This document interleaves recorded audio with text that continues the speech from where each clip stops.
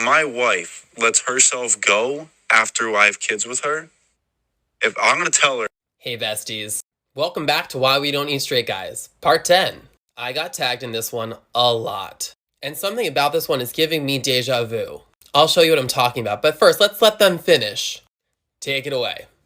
I'm going to tell her once, if you don't get your shit together, I still want to be sexually attracted to my wife, my spouse.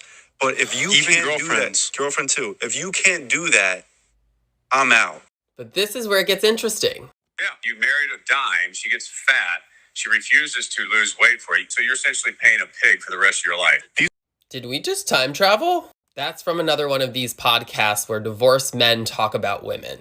And I did a whole 3-minute video on that specific podcast back in June that has like 2.4 million views if you want to scroll back and see it. But the first clip is from more recently and proves a big point. One, that a lot of these people are living in some sort of fantasy world where these situations are not even happening to them right now. I've spoken about the fantasy of it all. The second point is why I specifically made this series, which is to showcase how older men are programming younger men into this thinking. And if this is the direction straight men are heading, then queer men have no problem taking the reins from here because we don't technically, scientifically, need straight men. The language that is used so often on here to talk about women and queer people is often abusive and dehumanizing. I'm all for an evolved, forward-thinking, straight guy that wants to be here with us in this love army. Some of my best friends are straight cisgender men. But all this content that is essentially regurgitated backwards, unevolved, misogynistic, homophobic, transphobic thinking isn't helping anyone because none of these guys are even in successful relationships.